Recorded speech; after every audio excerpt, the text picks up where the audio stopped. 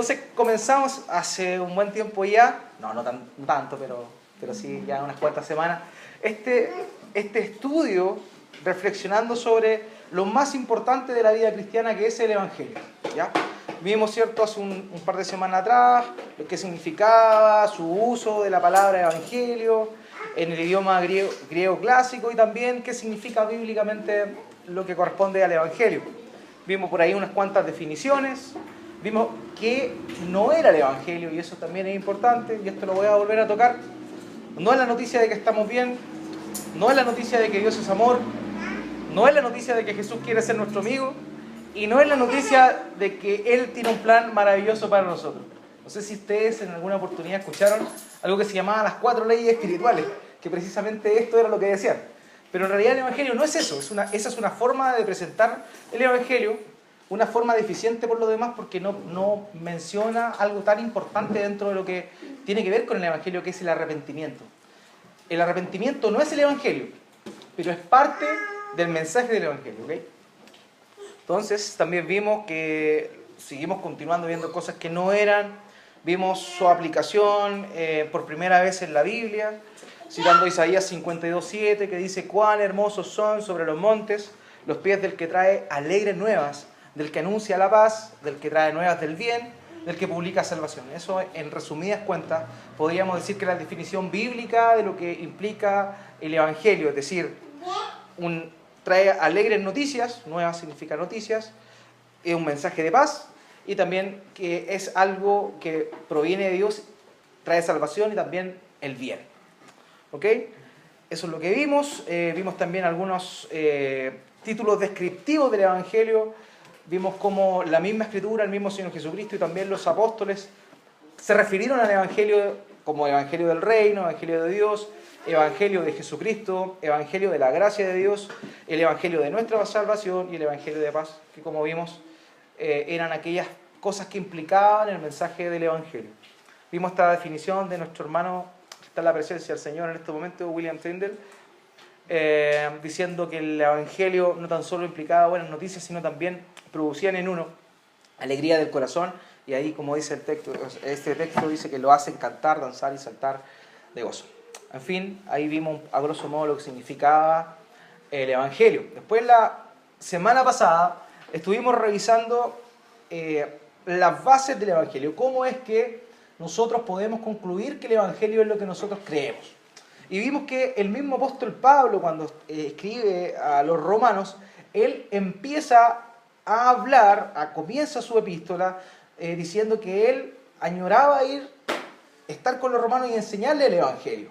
Entonces, como no podía estar con ellos en Roma, él le escribe y le empieza de alguna forma, en los primeros 4 capítulos, a enunciar en qué consistía el Evangelio, ¿cierto? Estuvimos revisándolo y el Evangelio, ¿cierto?, tenía que ver con 4 cosas, que es lo que lo analizamos la semana pasada, no lo vamos a volver a analizar de manera general, pero sí vamos a ir ahondando cada semana en un punto en particular de esta definición que Pablo nos dio del Evangelio. Entonces, podríamos definir, y esto no es el Evangelio como tal, entendamos que es una forma para que nosotros se nos haga sencillo entender el mensaje completo del Evangelio, ¿ok? En 4 puntos, ¿ya? El primero tiene que ver con Dios. ¿Se acuerdan que Pablo le decía a los romanos, porque la ira de Dios, ¿cierto? ¿Contra quién iba? Contra todos aquellos que iban en contra de la justicia, ¿cierto? La rectitud de Dios, utiliza otras palabras Pablo ahí, pero es Dios quien es afectado por el accionar del hombre y por ende el primer punto del Evangelio es Dios, se enfoca en Dios. El segundo se enfoca en el hombre, ¿cierto? No hay justo ni uno solo, dice Pablo en Romanos capítulo 3, citando un salmo, dice que no hay justo ni uno solo, no hay quien busque a Dios, no hay quien haga el bien, ¿cierto? Después continúa en el capítulo 4 y empieza a introducir la obra de Cristo. Lo analizamos también. Redención, propiciación, ¿cierto? Justificación. Y eso es lo que Pablo menciona en su primera epístola también. Y posteriormente viene lo que es la respuesta.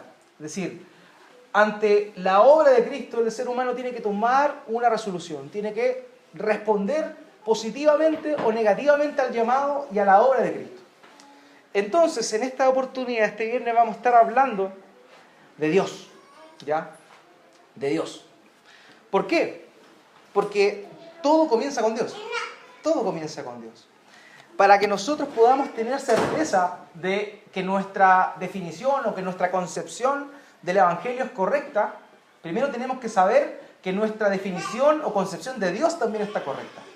Porque en virtud de lo que nosotros pensemos de Dios, qué significa, quién es Dios, cómo es su naturaleza, hace unos tiempos atrás también lo vieron, cómo son sus atributos, cómo Él es como persona, su carácter, es que nosotros podamos entender realmente las implicaciones del Evangelio. Y es por eso que esta noche vamos a estar hablando precisamente de eso, de quién es Dios, y vamos a hacer una recapitulación breve del carácter de Dios, para que entendamos por qué es tan grande la falta que el hombre realizó, y esa falta vamos a estar analizándolo un poco en profundidad la próxima semana, ¿ok? Esta semana vamos a hablar de Dios, la próxima semana del hombre, la siguiente, si Dios lo permite, de Cristo, la obra de Cristo y finalmente de la respuesta. Y eso va a responder a la primera parte de nuestro estudio. ¿Se acuerdan que nuestro estudio estaba dividido en 3 partes? Que es el Evangelio, después venía cómo vivo el Evangelio, y finalmente, ¿cómo predico el Evangelio? Que es un macro tema. Perfecto. Entonces vamos a hablar de Dios. Hoy día vamos a buscar en las Escrituras y refrescarnos con lo que ellas mismas nos dicen acerca de Dios. Porque eso es importante. ¿De dónde nosotros sacamos nuestra definición de Dios? ¿Es acaso de lo que nos enseñaron nuestros padres? ¿Es nuestras experiencias personales? ¿O son las experiencias personales en función de lo que la palabra de Dios dice?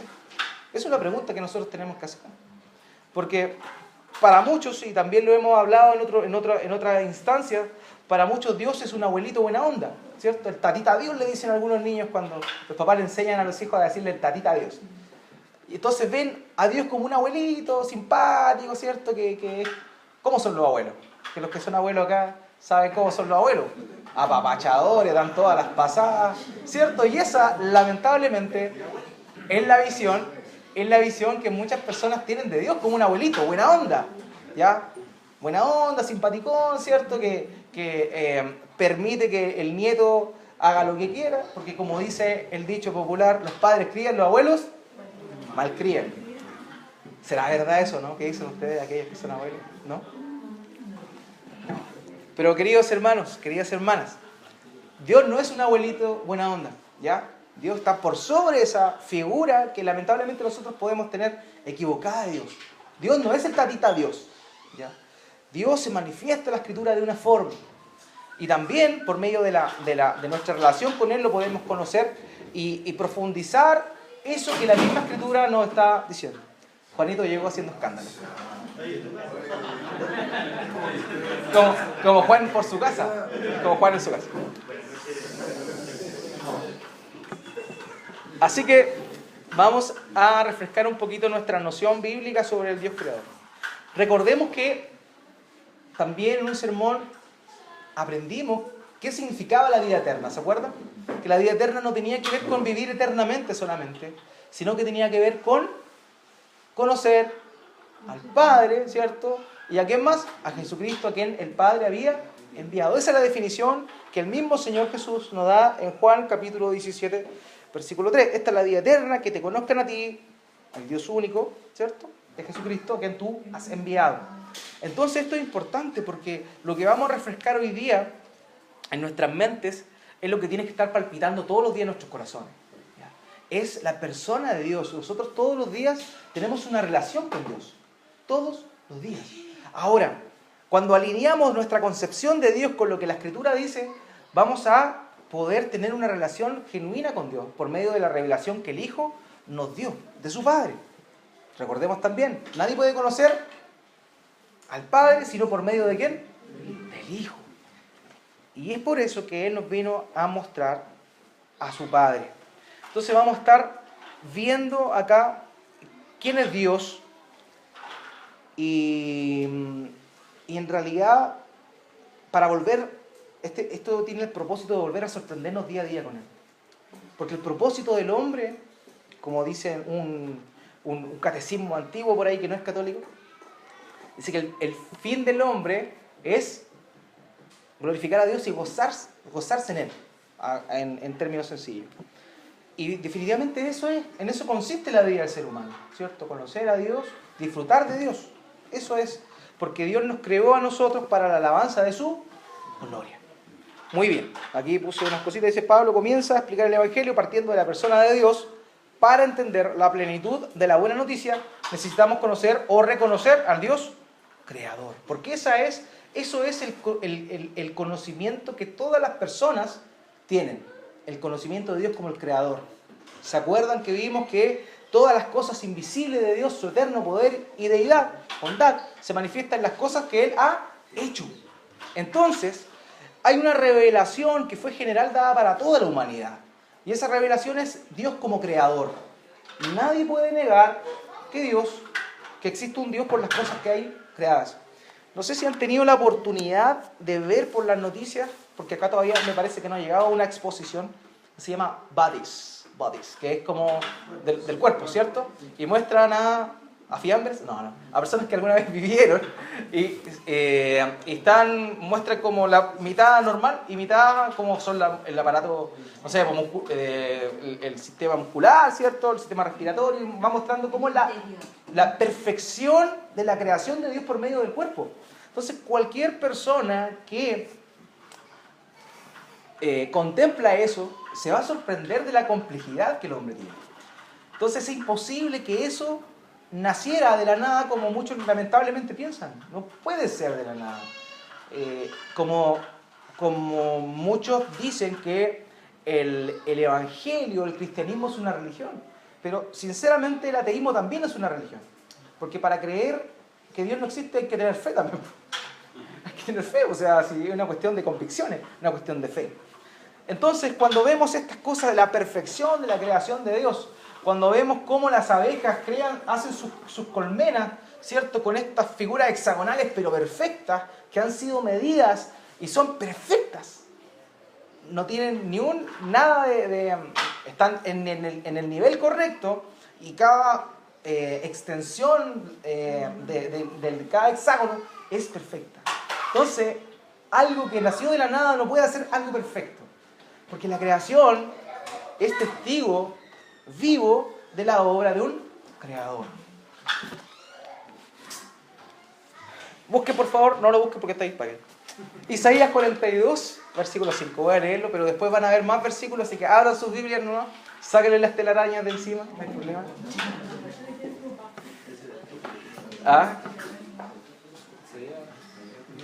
Vamos a leer Isaías 42, 5, pero mientras calientan las manitas porque vamos a estar buscando otros textos también, ¿ok? Dice, y así dice Jehová, Dios, creador de los cielos y el que los despliega, el que extiende la tierra y sus productos, el que da aliento al pueblo que mora sobre ella, y espíritu a los que por ella andan. ¿Ok? Entonces también, en el mismo Isaías 42, alguien que por favor lea el versículo 12. Vamos a ir armando de mejor manera nuestra definición del Dios creador.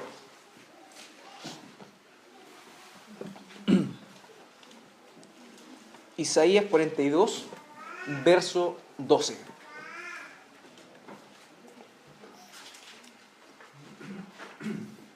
Vamos a ver el testimonio en las Escrituras de que es Dios realmente quien creó todo lo que hay.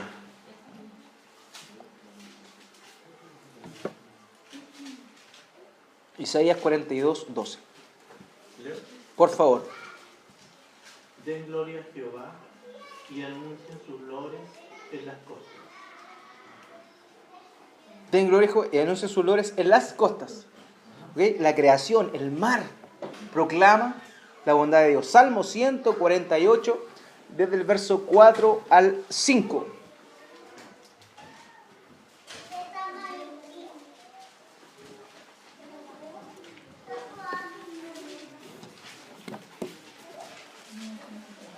Salmo 148, verso 4 al 5.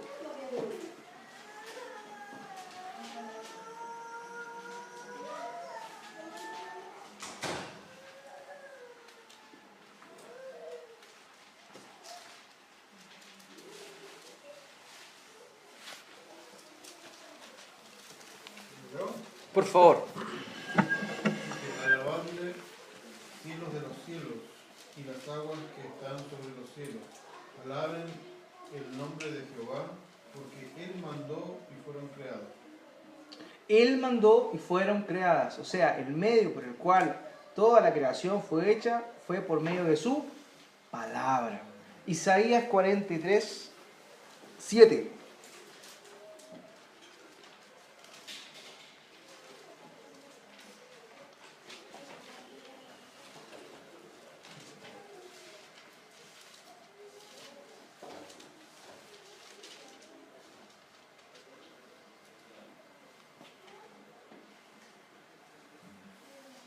Isaías 43, 7.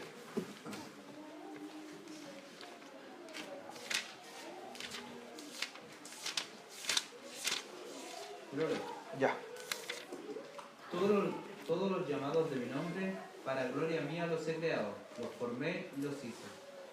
Todos los llamados de mi nombre para gloria mía los he creado, ¿cierto? Todos han sido creados por Dios.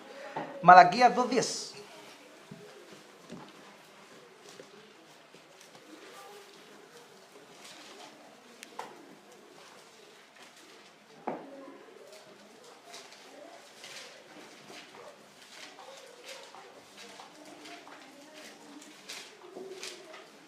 Entonces este es el testimonio bíblico de que Dios es el creador.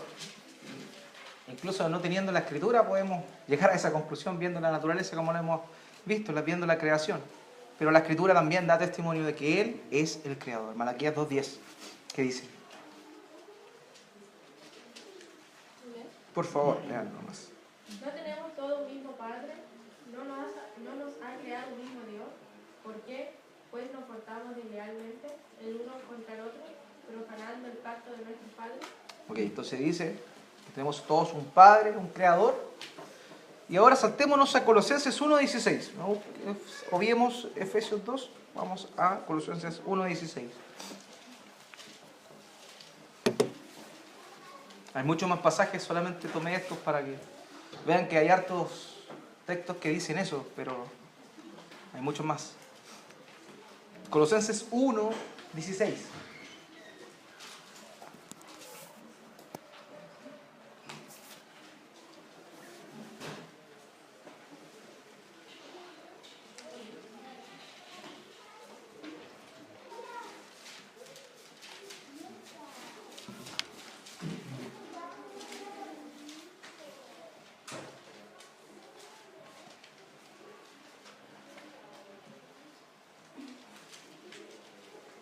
¿Quién lo tiene, por favor, que lo pueda leer?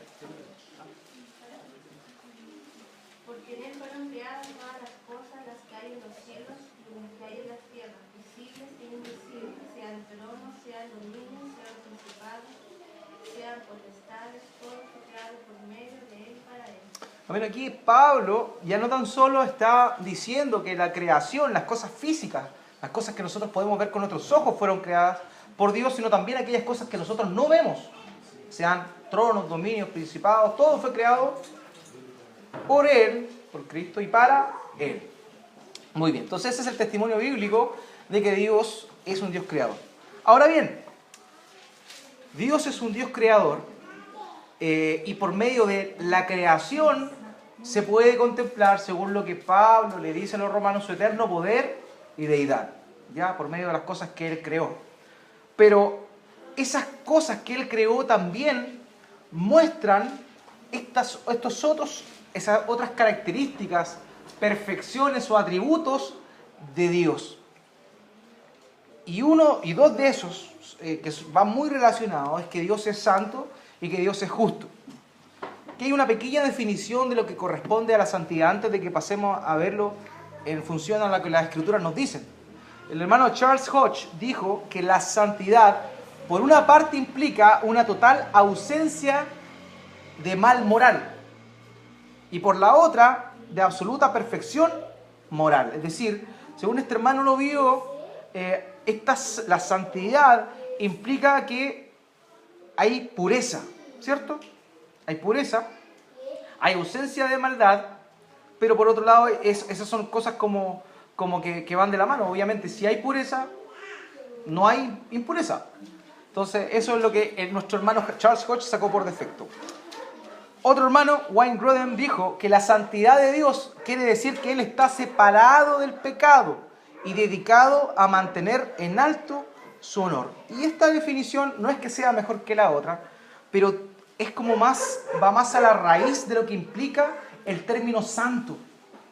Que muchas veces nosotros tenemos malas concepciones de lo que significa santo. Para algunas personas que han crecido en una cultura católica romana, un santo es un mono de yeso, por ejemplo, ¿cierto? Un santo, un monito de yeso. Que según lo que la doctrina católica romana dice, este personaje hizo tantas buenas obras que esas buenas obras se acumularon en un depósito y las otras personas que se acercan a Dios por medio de esas personas buenas, que fueron los santos, pueden tomar de ese banco de buenas obras que hicieron estas personas y tomarlas para sí y de esa forma también ser justificados. Eso es lo que el catolicismo romano dice. Pero en realidad esa no es la definición bíblica de santo. Santo, tanto en el idioma hebreo como en el idioma griego, tienen una connotación de algo distinto, de algo separado de lo normal, algo fuera de lo normal, algo único y separado del uso normal. Por ejemplo, no sé si ustedes se acuerdan que cuando Dios mandó a Moisés a hacer el tabernáculo, ¿se acuerdan? El tabernáculo era una tienda que puso en el desierto donde estaba el tabernáculo como tal, y ese lugar estaba separado en dos lugares más, el lugar santo y el lugar santísimo. Entonces dentro del tabernáculo habían dos lugares, uno que se llamaba lugar santo y el otro lugar santísimo. También cuando Dios manda a Moisés a que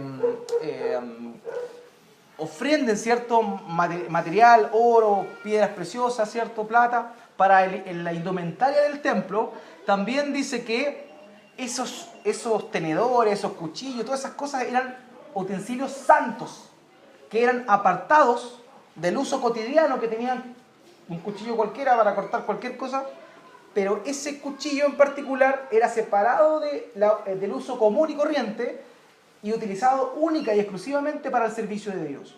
Eso es lo que significa santo, en una terminología bastante somera, ¿ya? Algo bien general. O sea, algo apartado, algo distinto, algo cuyo uso es distinto. Ahora bien, que Dios sea santo quiere decir que Dios es único. Es único. Es puro, está de la mano el concepto de pureza, pero también tiene que ver con que Él es único. Por ejemplo, eso es Primera de Juan 1, capítulo 1, verso 5. Porque ahí parece que no le cambié el color a la fuente y quedó en blanco. Pero ese es. Y dice así: este es el mensaje que hemos oído y os anunciamos. Dios es luz y no hay ninguna tinieblas en Él. ¿Ya? O sea, Dios es luz y no hay tinieblas en Él. No hay lugar para la oscuridad en la persona de Dios porque Él es distinto. Él es quien impone el estándar moral, ¿ya? Y todo lo que Él hace es bueno y correcto y justo. ¿Ya? Y ahí hay unos textos, ¿ya? Pero vamos a revisar algunos solamente, algunos de esos textos. La noción de que Dios es santo es lo más importante que el cristiano debe tener sobre Dios, ¿ya? Para nosotros los cristianos, cuando nosotros les preguntan ¿quién es Dios?, instantáneamente debe salir de nosotros, de nuestras bocas, que Él es santo. Él es santo. Él es separado, Él es distinto, Él es apartado, es único en su especie, no hay nadie como Él, ¿ya? Eso es súper, súper importante. Vamos a ver un pasaje que es súper decidor para poder entender la concepción de la santidad de Dios. Y vamos a ir al libro del profeta Isaías. Vamos a ver cuándo Isaías es llamado a la obra de profeta. Vamos a ir analizando ese texto para que nos hagamos una idea más clara de lo que implica el concepto de santidad. Porque si entendemos que Dios ya es un creador por la misma revelación que la creación nos da, también la creación de alguna forma nos habla de que Él es justo y es recto y también Él es santo. Isaías capítulo 6, versos del 1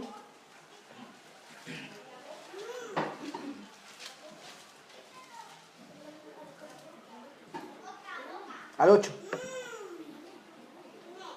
Isaías capítulo 6, versos 1 al 8. ¿Quién lo puede leer, por favor?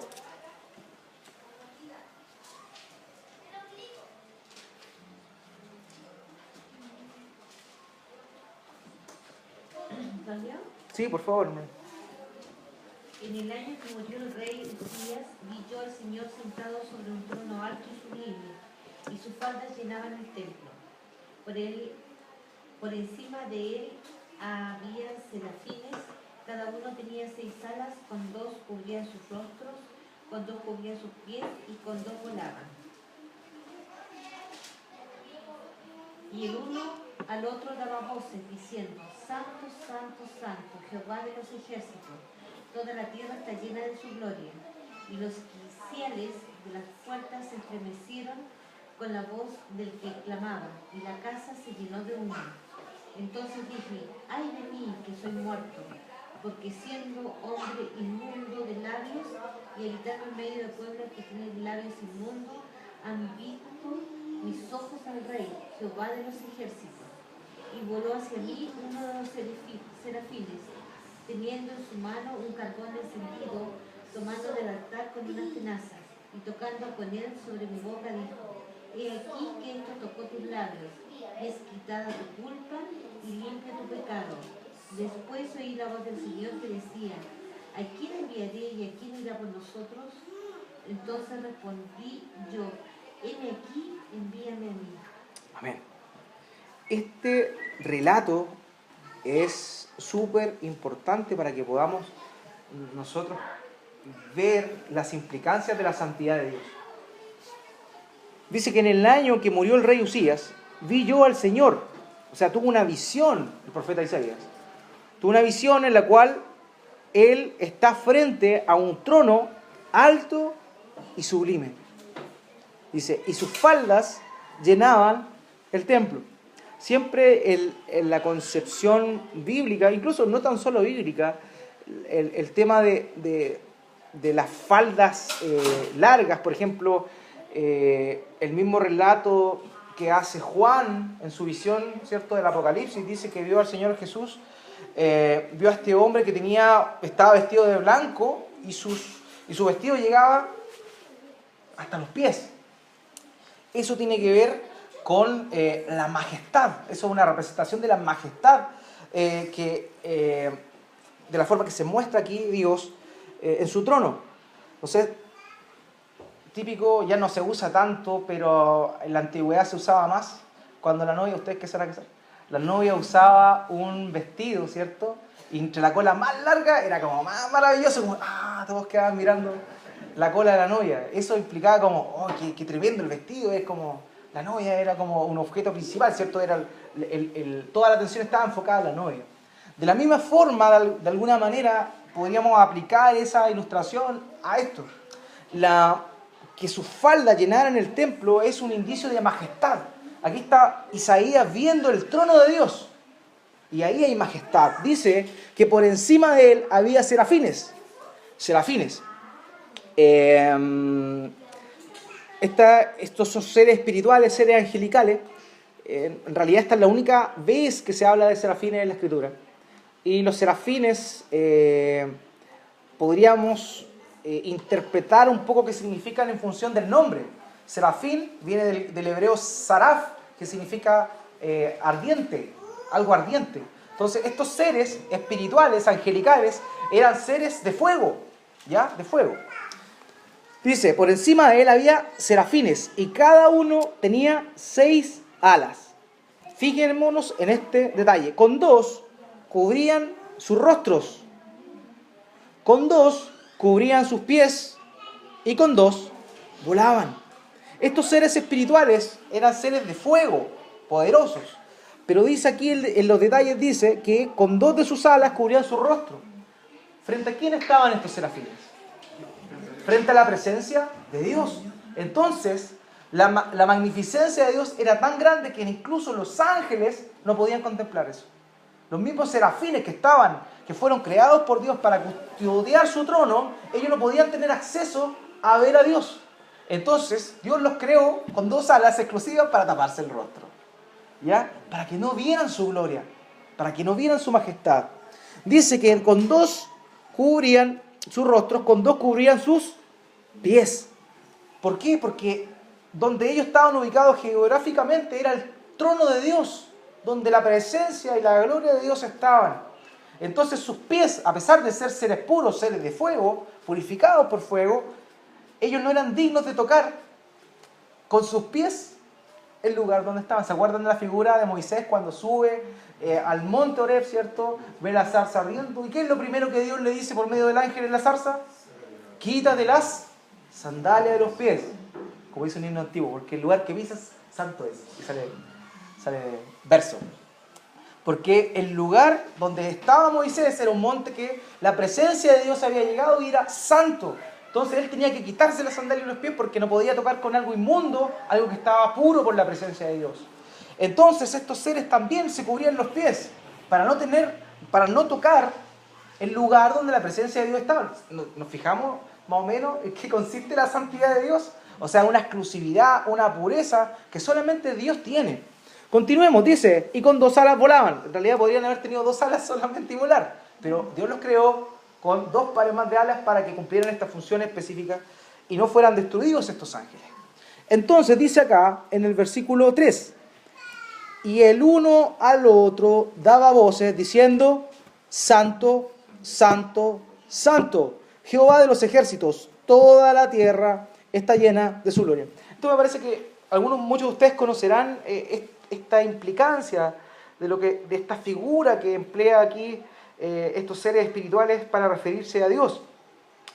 Para los judíos, cuando iban a decir algo importante, ellos remarcaban la idea y la repetían 2 veces. Por ejemplo, Pablo, cuando le escribe a los Gálatas, él dice, si alguno o un ángel del cielo viniera y les predicara un evangelio diferente, este sea maldito, esto sea anatema, dice el texto.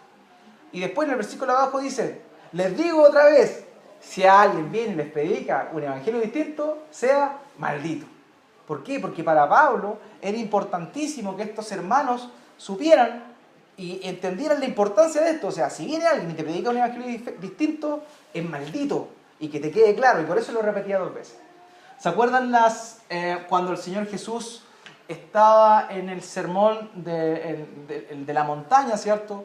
Y le decía a sus discípulos, de cierto os digo, ya.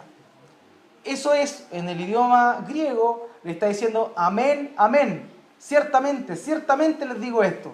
¿Por qué? Porque lo que iba a decir en ese momento era algo importantísimo. Entonces él decía, presten atención, presten atención. Eso significa amén. Así sea, una confirmación del mensaje. Entonces, el Señor Jesús, para poder mostrar una idea importante, él repetía 2 veces. Porque para un judío, cuando quería, nosotros le ponemos negrita cuando escribimos, ¿cierto? Hacemos trabajo, informe, le ponemos negrita, o bien letras mayúsculas cuando queremos resaltar algo, para el hebreo era repetirlo, ¿ya? Esa es como una idea más clara. Ahora bien, fíjense en el detalle acá. Dice santo, santo, santo. No dice santo, santo solamente. Si hubiese dicho santo, santo solamente, ya era algo majestuoso. O sea, Dios era santo y santo. Pero aquí se está diciendo que Dios no es tan solo santo, santo, sino santo, santo, santo. Es decir, que era mucho más, es un superlativo, es una exageración. Es como decir, ¿cuál santo es nuestro Dios? Eso es lo que ellos estaban diciendo. Fíjense que el único atributo, característica o perfección de Dios en la Escritura que se eleva a las 3 veces es la santidad. En ninguna parte de la Escritura se dice Dios es bueno, bueno, bueno. En ninguna parte dice Dios es amor, amor, amor. Pero sí, en muchas oportunidades, esta es una, Apocalipsis es otra, Ezequiel es otra, dice santo, santo, santo, porque la forma en la cual Dios quiere manifestarse a su creación, y en particular manifestarse a su pueblo, recordemos que Isaías era un profeta que iba a hablar a su pueblo, era por medio de la santidad. El atributo, la perfección más importante de Dios es la santidad. Se caracteriza por la santidad. Continuemos. Santo, santo, santo, Jehová de los ejércitos, toda la tierra está llena de su gloria. Y los quiciales, que son los dinteles, los marcos de las puertas, se estremecieron con la voz del que clamaba, y la casa se llenó de humo. Fíjense la respuesta del profeta Isaías al ver esta imagen. Dice, entonces dije, ¡ay de mí! Eso también es importante, porque en la concepción hebrea, cuando algo era terrible, utilizaban las ayes. Las ayes, ellos decían, ¡ay! ¿Ya? Hay muchos relatos proféticos del Antiguo Testamento donde dicen, se llaman las ayes, o incluso también el relato del Señor Jesucristo, cuando le responde a los fariseos, no sé si lo recuerdan bien, en el Evangelio dice, ¡ay de vosotros fariseos, hipócritas! ¡Ay ustedes, sepulcro blanqueado! Y siempre, ¡ay, ay, ay! Y ese era un gesto de maldición, de maldición. Fíjense lo que está diciendo Isaías aquí al haber visto este escenario de la santidad de Dios, este escenario de estos seres espirituales que están proclamando la santidad de Dios. Y la respuesta de Isaías ante ver este escenario es, ¡ay de mí que soy muerto! Por haber visto un poquito de la gloria de Dios, él se consideraba que debiese ser fulminado, él esperaba lo peor nomás. Si tuvo acceso a ver esa visión de Dios, del trono de Dios, nada más le esperaba, según su apreciación, que la muerte. ¿Por qué? Dice, ¡ay de mí que soy muerto! ¿Por qué? Porque siendo hombre inmundo de labios y habitando en medio de pueblo que tiene labios inmundos, fíjense bien el énfasis que Isaías hace sobre la inmundicia. Al ver un Dios perfecto, a ver un Dios santo, él no puede hacer otra cosa que considerarse muerto por ser alguien que tiene labios inmundos, porque está ante la presencia de un Dios santo. ¡Ay de mí que soy muerto! Porque siendo hombre inmundo de labios y habitando en medio de pueblo que tiene labios inmundos, han visto mis ojos al Rey, Jehová de los ejércitos. Eso es la santidad de Dios, hermanos y hermanas. Esa es la visión que Isaías, un ser humano como tú y como yo, tuvo a la hora de estar frente a la presencia y la santidad de Dios. El detalle que viene después en el versículo 6 también es importante. Dice, y voló hacia mí uno de los serafines. ¿Se acuerdan qué significaba serafines? Seres de fuego, seres ardientes. O sea que probablemente estaban hechos de fuego, teniendo en su mano un carbón encendido, tomado del altar con unas tenazas. ¿Se fijan en el detalle, no? En el altar de la presencia de Dios había fuego y había carbón, y ellos sacan, siendo seres de fuego, sacan con unas tenazas el carbón que estaba en el fuego de Dios. O sea, notamos la diferencia entre algo santo creado y la santidad perfecta de Dios. Es otra cosa, totalmente distinta. Estos seres creados perfectos, santos también, santificados para aquel oficio de estar frente al trono de Dios, no podían tomar carbón directamente del fuego del altar. Tenían que tomarlo con tenaza. Esa es la imagen de la santidad de Dios. Dios, hermanos queridos, no es ese abuelito simpático que hablamos al principio. Dios es un Dios santo, un Dios perfecto. Dice ahora sí vamos a Habacuc 1:13. Habacuc, el profeta, también tuvo una visión, una manifestación de Dios similar a lo que Isaías experimentó. Vamos a Habacuc.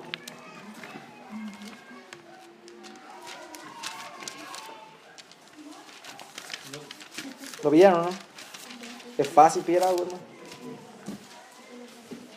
¿El segundo ahí es hecho o hebreo? Hebreos. Cuando es una H y una S, Hebreos. Cuando es HCH, es Hechos. Habacuc. Fabián se fue al tiro al de hebreo. Muy bien. Asegurado, muy bien. Habacuc 1.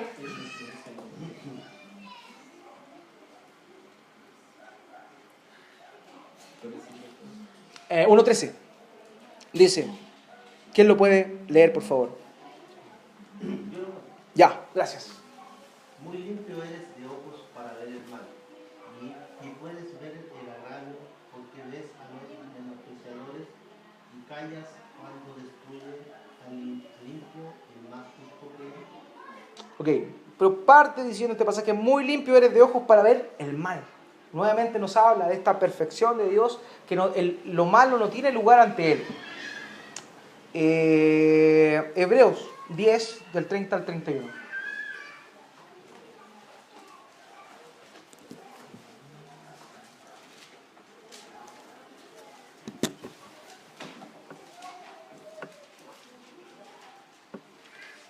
Hebreos 10, del 30 al 31.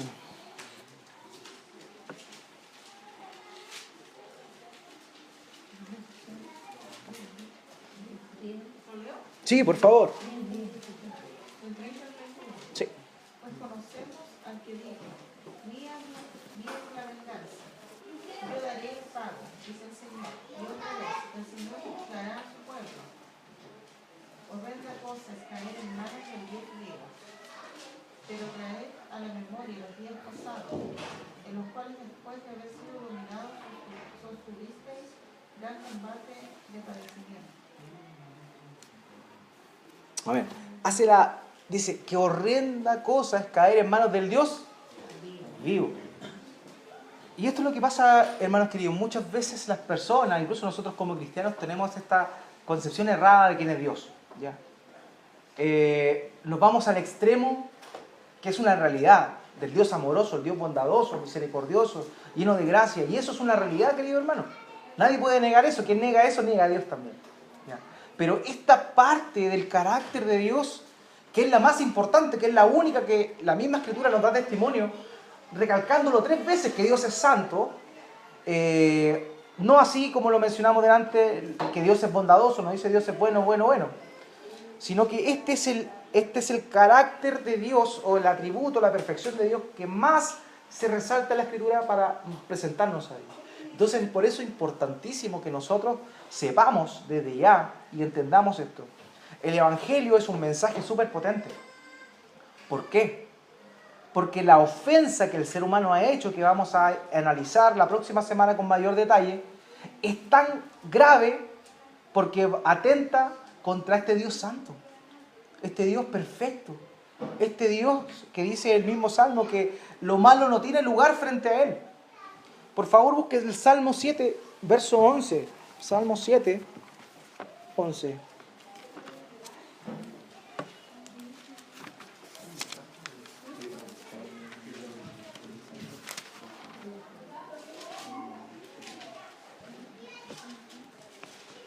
Y este es uno de los textos más fuertes sobre la condición del ser humano. Entonces dicen, muchas veces existe esta frase acuñada, que algunos dicen que fue Gandhi el que la dijo de alguna forma, que Dios aborrece el pecado pero ama al pecador, ¿cierto? Dios aborrece el pecado pero ama al pecador. Pero si lo analizamos objetivamente, en el infierno no hay pecado. En el infierno hay pecadores. Hay pecadores, no hay pecado. Entonces Dios aborrece al pecador. Por algo se va al infierno. Entonces, querido hermano, leamos este pasaje que la Biblia nos dice también en el Salmo 7:11. Por favor, que alguien lo pueda leer. Dios es un juez justo, un Dios que en todo tiempo manifiesta su enojo. ¿Quién tiene esta noción de un Dios enojado? Nadie. Pero, hermano querido, por eso el mensaje del Evangelio es tan importante, la obra de Cristo es tan fundamental, porque en realidad Dios está airado con el impío todos los días. Todos los días. Y eso éramos nosotros. Eso son muchas personas que todavía no escuchan la voz de Dios. Entonces, no tenemos que perder de vista esto. Dios es un Dios bueno, misericordioso, y vamos a terminar con ese pasaje esperanzador para que no quedemos bajoneados. Por favor, busquen Éxodo. Éxodo.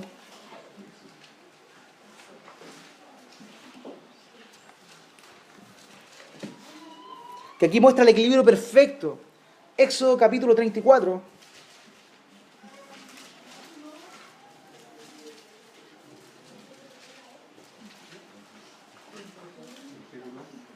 Éxodo capítulo 34.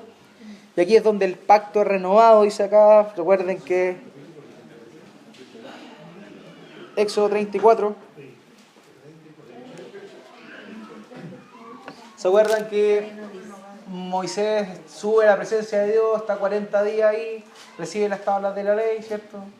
Los 10 mandamientos y otras ordenanzas más que no estaban escritas, pero al momento de bajar, ¿qué pasó? Se encontró con un pastel. ¿Qué había pasado? El pueblo se desesperó. ¿Qué habrá pasado con Moisés? ¿Cierto? Aquel que posteriormente iba a ser el sumo sacerdote del pueblo, su hermano Aarón, por esas cosas de la naturaleza, él era una persona, era evolucionista o algo así. Porque fíjense que cuando, ¿se acuerdan que él hizo un becerro de oro? Y cuando baja y Moisés le pregunta, oye, ¿qué es esto? Aarón se lava las manos y dice, bueno, yo eché el oro y salió esto. Él no hizo nada. Pero eso es lo que pasó con Aarón. Y miren, fíjense la misericordia de Dios. Realmente Aarón termina siendo el sumo sacerdote del pueblo, que intercedía ante Dios por el pecado del pueblo. Increíble eso.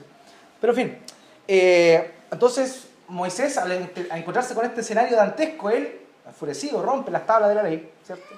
Y después nuevamente viene plaga sobre el pueblo, muchos mueren.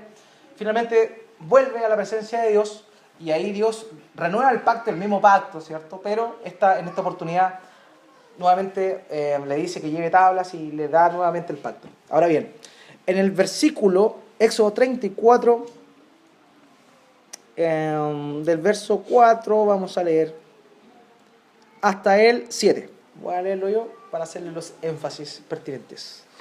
Éxodo 34, del 4 al 7. ¿Lo tienen? Sí. Ya, muy bien. Dice,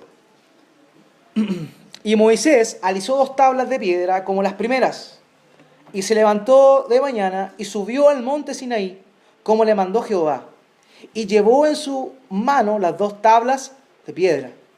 Y Jehová descendió en la nube y estuvo allí con él, proclamando el nombre de Jehová. Y pasando por delante de él, proclamó, Jehová, Jehová. ¿Se acuerdan de la repetición? Aquí está repitiendo, o sea, un énfasis importante. Jehová, Jehová, fuerte, misericordioso y piadoso, tardo para la ira y grande en misericordia y verdad, que guarda misericordia a millares, que perdona la iniquidad, la rebelión y el pecado, y que de ningún modo tendrá por inocente al malvado, que visita la iniquidad de los padres sobre los hijos y sobre los hijos de los hijos hasta la 3ª y 4ª generación. Aquí hay un equilibrio perfecto. Aquí, al ver la manifestación de Dios, la exclamación que hace Moisés es importante. Dice que Dios es fuerte, misericordioso, piadoso, tardo para la ira y grande en misericordia y verdad, que guarda misericordia a millares, pero que no tendrá en ninguna manera por inocente al malvado, y que visita la maldad, la iniquidad de los padres sobre los hijos hasta la 3ª y 4ª generación.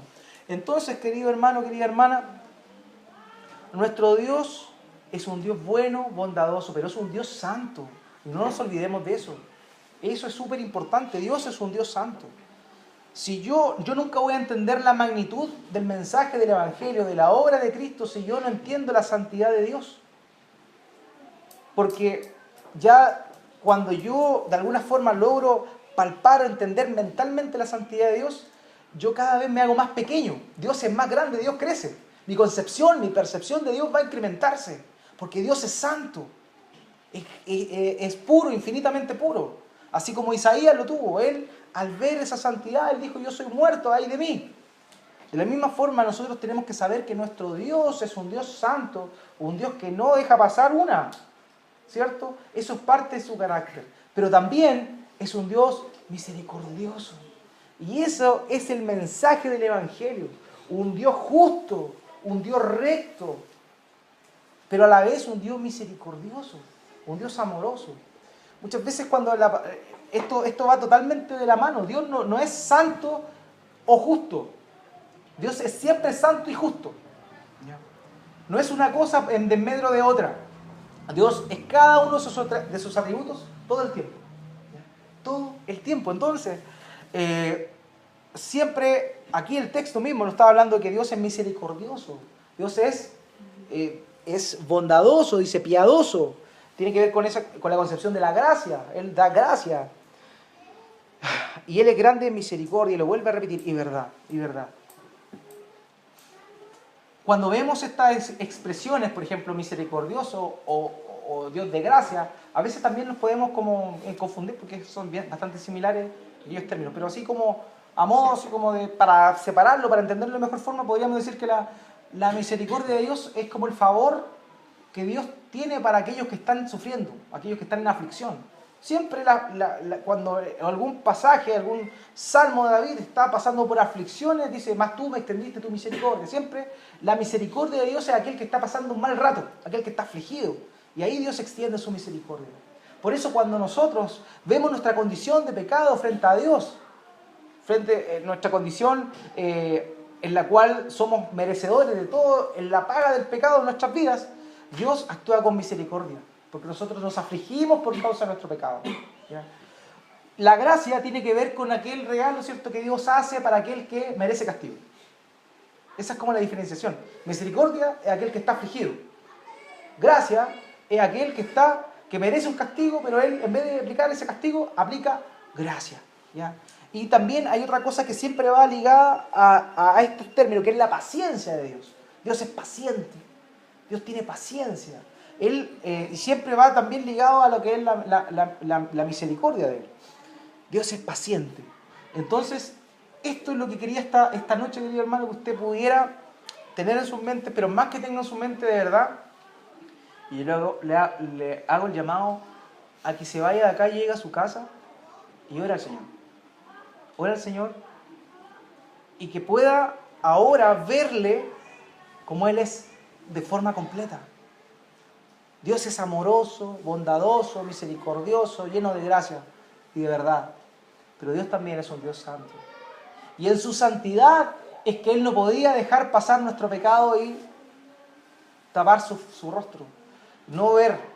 Es por eso que la obra de Cristo viene. Por eso Jesús tenía que morir. Porque ese pecado, esa justicia de Dios demandaba la paga por el pecado de la humanidad. Y eso es lo que vamos a ver la próxima semana. Pero gocémonos en este Dios santo, este Dios puro, este Dios maravilloso, para que nosotros tengamos esta relación con Él temerosa. Dice incluso en Eclesiastés capítulo 5, me parece, dice que cuando estemos frente a la presencia de Dios no nos apresuremos a proferir palabras delante de Él. Y está haciendo una alusión al templo en realidad. Pero ¿por qué? Porque Él conoce todo de nosotros, Él sabe todo de nosotros. Dios es un Dios santo, querido hermano. Entonces, cuando nosotros nos acerquemos a Él, podemos hacerlo confiadamente, como dice el escritor de Hebreos, ¿cierto? Podemos acercarnos confiadamente y hallar en Él el oportuno socorro, pero saber que ese Dios es un Dios santo. Y que si yo hoy día puedo presentarme frente a Él, es por la obra de Cristo, no por una obra que yo pueda hacer. Esa es la idea, querido hermano, querida hermana, que nuestra concepción de Dios crezca. Él es un Dios maravillosamente santo, pero a la vez maravillosamente bueno. Y decidió, del puro afecto de su voluntad, derramar su gracia en nosotros. Con esa concepción, ese primer punto de Dios, podemos seguir avanzando y poder, cada vez que tengamos la oportunidad de presentar el Evangelio, presentarlo de esta forma. Aquel amigo, aquel hermano, aquel familiar tuyo, mío, que está sin Cristo, está bajo la ira de Dios. Pero no es una ira como la nuestra, que nosotros nos airamos y nos descontrolamos. La ira de Dios es santa, es perfecta y es directamente proporcional con la maldad de nosotros los seres humanos. Por eso es importante que nosotros podamos presentar el Evangelio y hablarle a las personas del Dios que es, este Dios creador, pero también este Dios santo, para que las personas también puedan ver la gravedad de su pecado. Porque el tema es que cada uno de nosotros considera, oye, pero el de al lado es peor que yo. Como, oye, pero si yo... La típica, uno, no sé cuántas veces la he escuchado. Oye, si yo no le hago mal a nadie. Como que no... Trato de no tener problemas con la gente. Cuando alguien me pide, le doy. Y de alguna forma siente que es bueno. Pero la ofensa, por muy mínima que sea ante Dios, está ofendiendo a un Dios puramente santo. Y merece el castigo eterno, al igual que tú y yo lo merecíamos. Entonces, por eso, prediquemos el Evangelio. Vamos a llegar a esa parte, pero no van a esperar a que lleguemos a esa parte para predicar el Evangelio. Por favor, cada vez que van aprendiendo, que vamos aprendiendo y nuestro corazón va cambiando sobre Dios, sobre el Evangelio, apliquémoslo y prediquémoslo al tiro, porque este mensaje es urgente. Es urgente. El mundo necesita oír el mensaje del Evangelio. La salvación depende de Dios, pero nuestra ordenanza es predicar el Evangelio del Señor Jesucristo. Oremos, hermanos míos.